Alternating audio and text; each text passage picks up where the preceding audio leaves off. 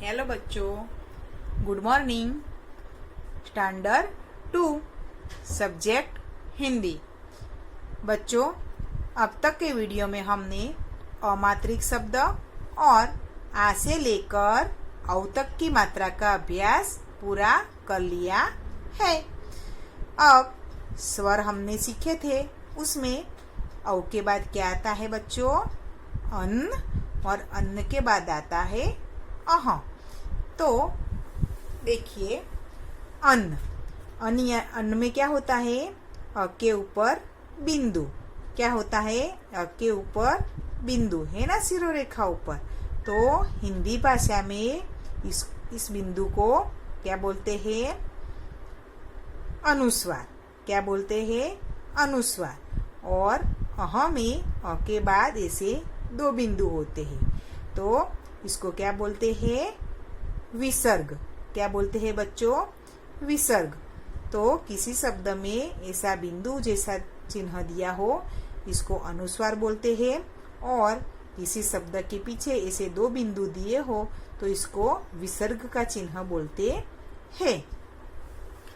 तो आपकी हिंदी किताब में लेसन नंबर 8 में हमें अनुस्वार, चंद्रबिंदु और विसर्ग का अभ्यास करना है। उससे पहले मैं आपको अनुस्वार, चंद्रबिंदु और विसर्ग के बारे में थोड़ी जानकारी दे देती हूँ। तो अनुस्वार का चिन्ह कौन सा है? ऐसा शिरोरेखा है, उसके ऊपर बिंदु है ना, तो कोई भी शब्द में शिरोरेखा के ऊपर ऐसा बिंदु हो तो उसको अनुस्वार का चिन्ह कहते हैं। तो अनुस्वार किसे बोलते हैं? अनु प्लस स्वर, यानी कि स्वर्ग के बाद आने वाला। क्या होता है उसका अर्थ? स्वर्ग के बाद आने वाला। इसका प्रयोग शब्द के मध्य या अंत में होता है। इसका प्रयोग कब होता है? शब्द के मध्य या अंत में। अनुस्वार का उच्चारण नाक के माध्यम से होता है। उसका उच्चारण कहाँ से होता है? नाक के माध्यम से होता है, यानी कि उसके उच्चारण में नाक ही सहायक होता है। उच्चारण में उसके विभिन्न रूप होते हैं, यानी कि जब अनुस्वार का उच्चारण करे तो कभी बीच में आधे न का उच्चारण होता है, कभी आधे म का उच्चारण होता है, कभी आधे अंग का उच्चारण भी होता है। लेकिन लेखन में इसे अनुस्वार के चिन्ह द्वारा ही प्रकट किया जाता है, लेकिन लेखन में उसको बिंदु के रूप में ही प्रकट किया जाता है। अब चंद्रबिंदु। तो चंद्रबिंदु का दूसरा नाम क्या है? अनुनासिक। चंद्रबिंदु को अनुनासिक भी कहते हैं।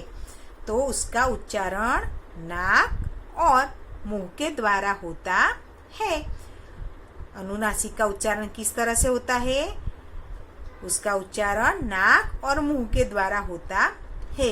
उसका प्रतीक होता है चंद्र बिंदु, इसीलिए इसको चंद्र बिंदु भी बोलते हैं। जैसे कि आधा चांद होता है ना, उसके अंदर बिंदु है, इसलिए इसको चंद्र बिंदु भी कहते हैं। यह स्वर के वास्तविक रूप में आते हैं, यानी कि स्वर के वास्तविक रूप में स्वर कौन कौन से है? अ, आ, ई, उ, रू, ए, ऐ, ओ, औ, अं, अह। तो उसमें अन, अह है वो अनुस्वार और विसर्ग है, लेकिन औ तक के जो स्वर है, यानी कि अ से लेकर औ तक, तो ये उसके वास्तविक रूप में भी आते हैं, या कभी कभी वो मात्रा के रूप में भी आते हैं। तो हमें इधर आपको उदाहरण देकर समझाती हूँ कि वास्तविक रूप में चंद्रबिंदु का प्रयोग किस तरह से होता है और मात्रा के रूप में चंद्रबिंदु का प्रयोग किस तरह से होता है।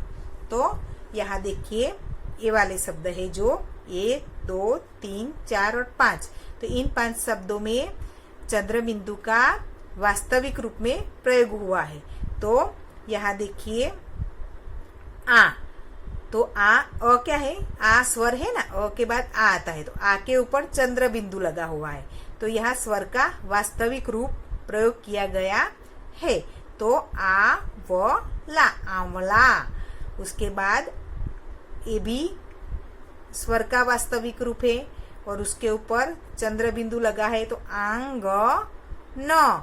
उसके बाद आंच ल।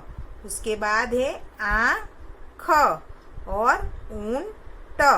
जो ये वाले शब्द है इसमें स्वर के जो वास्तविक रूप है उसका प्रयोग हुआ है और इस तरफ जो शब्द है उसमें चंद्र बिंदु का मात्रा के रूप में प्रयोग हुआ है। जैसे कि स है, स के ऊपर चंद्र बिंदु लगा है तो स क्या है, व्यंजन है, तो ये स्वर नहीं है, तो इसमें सिर्फ मात्रा के रूप में चंद्र बिंदु का प्रयोग हुआ है। जैसे कि सुन ड, दा या, फिर क हा, गा व, पा व, तीन सभी शब्दों में चंद्र बिंदु का मात्रा के रूप में प्रयोग हुआ है।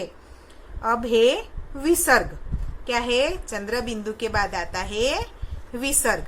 तो विसर्ग का चिन्ह क्या है, विसर्ग का चिन्ह है ऐसे दो बिंदु यानी अह का उपयोग विसर्ग के रूप में होता है। जैसे कि पीछे अह में दो बिंदु है ना, उसी प्रकार ये दो बिंदु लगाकर विसर्ग का चिन्ह अंकित किया जाता है। यानी कि हिंदी भाषा में किसी शब्द में ऐसे कि जैसे कि मैं एग्जाम्पल देती हूँ, देखो मैंने लिखे पू न और ह, तो ये क्या कहलाता है, विसर्ग, और इसका उच्चारण ह के रूप में पुनः। समझ में आ गया, ह का उच्चारण निकलता है। तो विसर्ग का प्रयोग हिंदी भाषा में बहुत कम होता है। तो जिस विसर्ग का प्रयोग हुआ हो इसे हिंदी भाषा में बहुत कम शब्द मिलते हैं। विसर्ग का ज्यादातर प्रयोग संस्कृत भाषा में होता है। कहाँ होता है विसर्ग का प्रयोग, ज्यादातर संस्कृत भाषा में होता है। तो अब हम आपकी हिंदी किताब में पेज नंबर 51 पर लेसन नंबर 8 दिया हुआ है, अनुस्वार, चंद्र बिंदु और विसर्ग। तो उसका अभ्यास करेंगे। तो पेज नंबर 51 निकालिए। निकाला बच्चों? उसमें देखिए 8 नंबर पर है अनुस्वार, चंद्र बिंदु और विसर्ग। तो मैंने आपको इसका परिचय दे दिया है। तो अब हम इधर अनुस्वार किस तरह से लगता है और उसके शब्द का वांचन किस तरह से होता है वो देखेंगे। तो सबसे पहले हम सीखेंगे अनुस्वार। तो मैंने आपको जैसे बताया कि अनुस्वार का चिन्ह कौन सा होता है, ये है अनुस्वार का चिन्ह होता है ये शिरोरेखा, उस पर जो बिंदी लगी है ना, ये बिंदु के रूप में लिखा जाता है। तो अब है देखिए, पढ़िए और समझिए। तो इधर अनुस्वार वाले शब्द बनाए हैं। तो ये है घ प्लस ये अनुस्वार का चिन्ह प्लस टा। तो जब अनुस्वार का चिन्ह कहाँ लगेगा, घ पर, कहाँ लगेगा, घ पर, तो क्या बनेगा उसका उच्चारण, घंटा। क्या बनेगा, घंटा। तो आपने सुना इसमें बीच में किसका उच्चारण होता है, अंका। किसका, अंका। तो घ और अंग का उच्चारण होता है, तो घंटा। तो इस तरह से आप देखिए ये किसका चित्र है, घंटा। घंटा यानी कि बेल। आप स्कूल में, मंदिर में जाते हो तो ऐसा लगाया जाता है ना घंटा, तो ये है घंटा। उसके बाद दूसरा चित्र है प प्लस त प्लस किसकी मात्रा, अनुस्वार है ये, फिर ग। तो इन सबको मिलाकर क्या बनेगा, पतंग। क्या बनेगा, पतंग। तो इसमें देखिए अनुस्वार लिखा तो वैसे ही जाता है, लेकिन इसका उच्चारण में आधे न का उच्चारण होता है। देखिए सुनिए आप फिर से, पतंग। समझ में आ गया? इसी प्रकार से उसके उच्चारण में अंतर होता है, लेकिन वो लिखा तो कैसे ही जाता है, बिंदु के रूप में ही लिखा जाता है। उसी प्रकार यहाँ देखिए नीचे दिया है म के ऊपर अनुस्वार है, तो क्या बोले जाएगा, म। फिर द लिखा है तो क्या शब्द बना? मंद। फिर घंटा, शंख, डंडा, रंग, संग, जंगल। समझ में आ गया बच्चों? इसका उच्चारण किस तरह से होता है? जब अनुस्वार लगा हो तो उस शब्द का उच्चारण इस तरह से करते हैं। तो हम इधर जो 2 वर्ण वाले शब्द दिए हैं पहले, उसका उच्चारण करेंगे। तो पहला है स, स्व के ऊपर अनुस्वार और त, संत। द के ऊपर अनुस्वार ग, दंग। त अनुस्वार ग, तंग।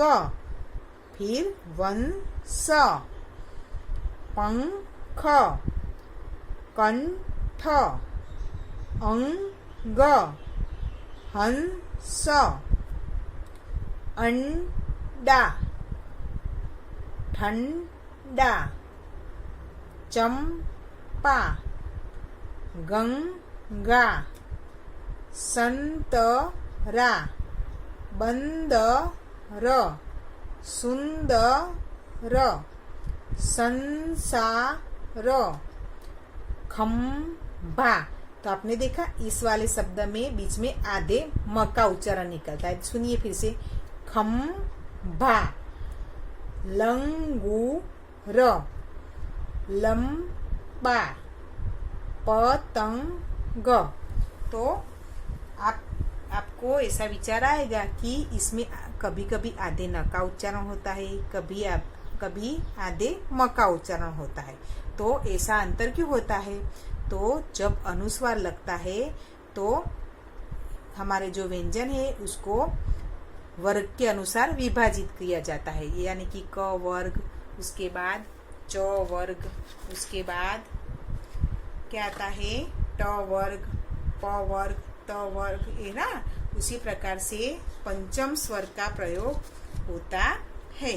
यानी कि जिस स्वर का पंचम स्वर हो उसका आधा स्वर इधर प्रयुक्त होता है। जब आप बड़े हो जाओगे तब मैं आपको समझाऊंगी कि पंचम स्वर कौन क्या कहलाता है और उसका उच्चारण अनुस्वार में किस तरह से होता है। जब आप आगे के स्टैंडर्ड में आओगे तब मैं आपको वो समझाऊंगी। तो अब हम यहाँ अनुस्वार वाले कुछ वाक्य दिए हुए हैं वो समझेंगे। तो गंगा मंदिर गई, मंदिर में शंख बजाया। फिर से, गंगा मंदिर गई, मंदिर में शंख बजाया। मंदिर में एक बंदर आया, डंडा ला, बंदर भगा। संतूर बजा, संतरा खा, पतंग उड़ा। कंचन सुंदर लड़की है। तो आपको ये सभी शब्दों का वांचन अपने आप घर पे करना है और ये वाले वाक्य भी आपको घर पे पढ़कर इसकी प्रैक्टिस करनी है।